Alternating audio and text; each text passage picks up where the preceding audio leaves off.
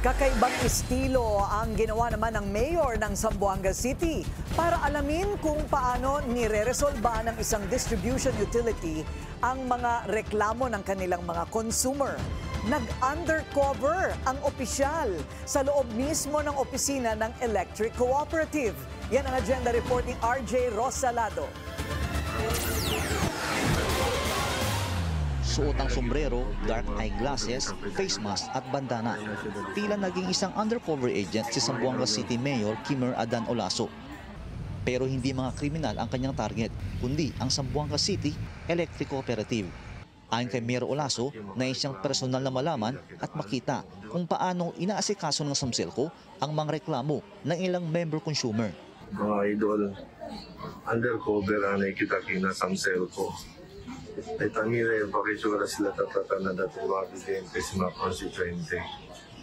Okay? So, taki mga reklamo kay mga bilya, kita alto. Isa si Aling Pilarli sa nakaranas ng biglaang pagtaas ng bayad sa kuryente. Mula 700 pesos, umakyat ito ng halos 1,800 pesos, kaya't wala namang naidagdag na mga appliances sa kanilang bahay. Pinestran niya kami, kabindang na gayon. Basta 1.8 pakel o 1.7. So yan complain kay Putman. Si Aling Chodosya naman, umabot ng higit 3,000 pesos ang kanilang power bill mula 2,000 pesos. Pero hindi na sila nagreklamo. Elves 500, asubi 500. So kwanto yakel? Si aumenta 500. Imbis 2.5 lang, takit na 3 plus. 3 plus. Kabar naman aumenta pa ang mga appliances. Amo lang siyempre. Okay. So, kosa o sedes si reklama mo sedes? Why? Ngay? Porque man. Yapagaya lang. Si, kay di may anak man tapaga.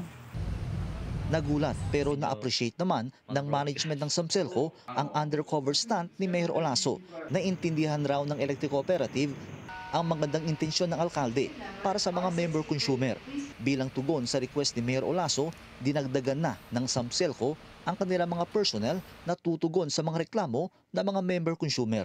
The first time I heard that info, before our conversation, I was surprised that na ginawa ni Mayor mag-undercover. I think it's his way of trying to get first-hand info of what's happening in the city without him being recognized by the people. Pero first time kong marinig yung mayor na nag-undercover, I think it's a good initiative on his part.